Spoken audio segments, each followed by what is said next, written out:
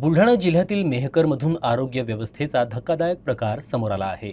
मेहकर ग्रामीण रुग्णालयापासून अवघ्या 50 ते 100 मीटर अंतरावर एका गरोदर महिलेची चक्क रस्त्यावरच प्रसूती झाल्याची घटना उघडकीस आली आहे। मेहकर शहरात घडलेल्या या घटनेनं संपूर्ण जिल्ह्यात खळबळ उडाली आहे। हाकेच्या अंतरावर शासकीय रुग्णालय असतानाही एका मातील्या रस्त्यावरच वेदना सहन कराव्या लागल्या। स्थानिक नागरिक योगेश सौभागे यांनी महिलेची गंभीर अवस्था पाहून तत्काळ ग्रामीण रुग्णालयात धाव घेतली आणि कर्मचाऱ्यांना मदतीची याचना केली, परंतु कर्तव्यावर असलेल्या स्टाफ नर्सने डॉक्टर नसल्याचं सांगून बाहेर पडण्यास साफ नकार दिल्याचा आरोप प्रत्यक्षदर्शींनी केला आहे। शासकीय यंत्रणेनं हात वर केल्यानंतर स्थानिक नागरिकांनी तातडीनं एका खासगी रुग्णालयातील नर्सला बोलावून घेतलं आणि रस्त्यावरच महिलेची प्रसूती करण्यात आली।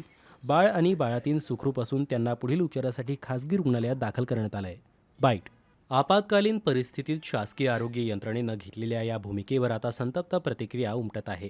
कर्तव्यावर डॉक्टर का उपस्थित नव्हते आणि अशा गंभीर स्थितीत प्राथमिक मदत का नाकारण्यात आली, असा जाब नागरिक विचारत आहेत। या संपूर्ण प्रकरणाची दखल माजी आमदार संजय रायमुलकर यांनी घेतली असून सामान्य नागरिकांच्या जीवाशी खेळ करणाऱ्या ग्रामीण रुग्णालयाच्या कारभारावर त्यांनी तीव्र नाराजी व्यक्त केली। या प्रकरणी सखोल चौकशी करून संबंधित दोषी अधिकारी आणि कर्मचाऱ्यांवर तत्काळ कडक कारवाई करण्याची मागणी आता जोर धरू लागली आहे।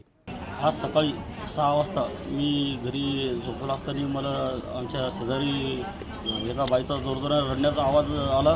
मी सकाळी खाली येऊन पाहतो तर त्या बाईची प्रसूती होऊ लागली। बाळ तिथं बाहेर आलेलं होतं। मी इथं आपल्या हाकेच्या अंतरावर सरकारी दवाखाना, मी ताबडतोब या ठिकाणी सकाळी आलो की मॅडमने म्हणलं आमच्या घराजवळ असं झालं। इथल्या मॅडम म्हणे आम्हाला इथलं अलाउड नाही, बाहेर येणं अलाउड नाही। शेवटी त्या बाईची रस्त्यावर डिलिव्हरी झाली। इथं कोणत्या डॉक्टर नव्हता, कोणी स्टाफ नव्हता, एक नर्स होती। त्यांना म्हणलं मॅडम आज या बाईला असं व्हायला लागलं, डिलिव्हरीचा टाईम आहे, बाळ बाहेर येले, तरी त्या मॅडमनं इथं कोणत्याही प्रकारचं उडवाउडीच उत्तर दिले आणि सोबत तिथं आलीच नाही।